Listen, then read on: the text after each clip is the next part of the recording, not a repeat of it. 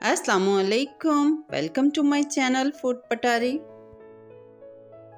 आज मैं आपके लिए लाई हूँ बहुत ही मज़ेदार सी खस्ता और कुरकुरी सी टिक्कियाँ।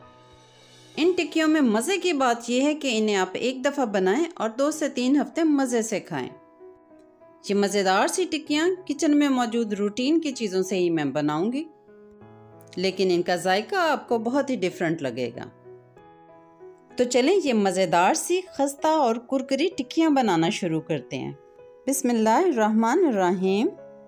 ये टिक्कियाँ बनाने के लिए सबसे पहले मैं ले रही हूँ 2 कप मैदा, और इस 2 कप मैदे में मैं डाल रही हूँ 1 कप से थोड़ी कम यानी पौना कप सूजी। इसके साथ मैं शामिल कर रही हूँ तकरीबन पौना कप ही पिसी हुई चीनी का, और इसके फ्लेवर को बढ़ाने के लिए मैं इसमें डाल रही हूँ हाफ कप कोकोनट पाउडर। सर्दी का मौसम है और मौसम की मुनासबत से मैं इसमें डाल रही हूँ तकरीबन 1.5 टेबलस्पून सफ़ेद तेल। और टिक्कियों में आए अच्छा सा जायका और अच्छी सी खुशबू तो मैं इसमें डाल रही हूँ 1 टीस्पून सब्ज़ी इलायची के दाने। और हमारी ये मीठी टिक्कियाँ बने बहुत ही खस्ता और कुरकुरी सी, तो मैं इसमें डाल रही हूँ 4 टेबलस्पून घी। ये ख्याल रखें कि आपने इसमें कुकिंग ऑयल नहीं डालना, और जो घी भी डालना है वो भी आपने इसमें मेल्ट करके ही डालना है। अब पहले इन सारी चीज़ों को इस तरह चम्मच से मिक्स कर लेंगे। अच्छी से मिक्सिंग करने के बाद अब हम इसे हाथों से अच्छी तरह मसल लेंगे। मीठी टिक्कियाँ बनाने के लिए अब इसकी डो तैयार कर लेते हैं। इसकी डो बनाने के लिए पानी की बजाय हम दूध इस्तेमाल करेंगे। यहाँ मैंने पौना कप दूध लिया है। इस दूध को हम एक ही दफ़ा में ऐड नहीं करेंगे, बल्कि ज़रूरत के मुताबिक थोड़ा थोड़ा करके ऐड करेंगे।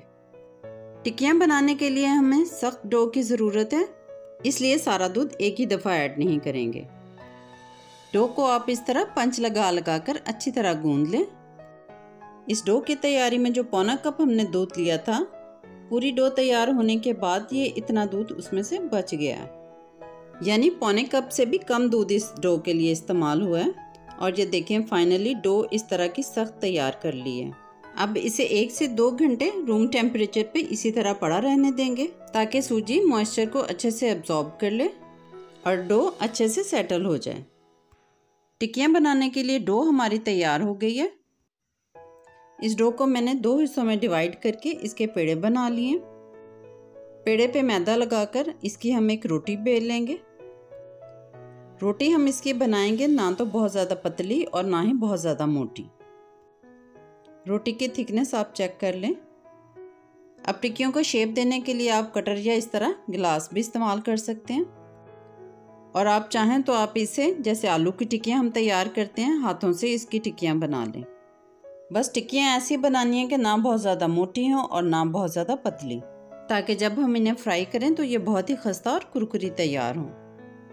इस तरह सारी टिक्कियाँ तैयार कर लें, और साइडों से जो एक्स्ट्रा डो है उसे भी दोबारा से बेलकर उसकी भी टिक्कियाँ बना लें। ये मज़ेदार सी टिक्कियाँ आप एक दफ़ा बना लें और फिर 2 से 3 हफ्ते मज़े से खाएं, बिल्कुल ख़राब नहीं होंगी। अब इन टिक्कियों को कर लेते हैं फ्राई। इनको फ्राई करने के लिए पैन में मैंने 1.5 कप घी को मीडियम फ्लेम पे गरम कर लिया है। गरम आपने बस नॉर्मल सा ही करना है, बहुत तेज़ गरम भी नहीं करना। बहुत तेज़ घी में अगर डालेंगे तो इनके ऊपर तो कलर जल्दी आ जाएगा, लेकिन ये अंदर से कच्ची रह जाएंगी। घी में टिक्कियाँ डालने के बाद आपने चूल्हे को स्लो कर लेना है, यानी इन टिक्कियों को पकाते वक्त फ्लेम जो है मीडियम टू लो ही रखेंगे। 2 से 3 मिनट के बाद जब ये स्टेबल हो जाएंगी तो अब हम इनको पलट लेंगे और फिर गोल्डन ब्राउन होने तक इन्हें फ्राई करेंगे। सूजी की टिक्कियाँ बनाने की ये रेसिपी अगर आपको पसंद आई है तो वीडियो को लाइक कर लें, और अगर अभी तक सब्सक्राइब नहीं किया तो मेरे चैनल फूड पटारी को सब्सक्राइब भी कर लें।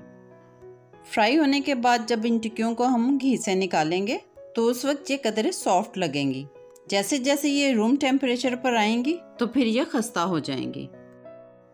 अगर आप इनको 2 से 3 हफ्तों के लिए सेव करना चाहते हैं तो एक दफ़ा इन्हें पूरी तरह ठंडा करने के बाद किसी एयर टाइट जार में रख लें।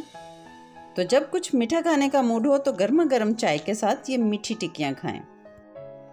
आई होप आप इस रेसिपी को ज़रूर ट्राई करेंगे, और जब आप ट्राई करें तो कमेंट करके मुझे ज़रूर बताएं कि आपको ये कैसी लगी। Thanks for watching.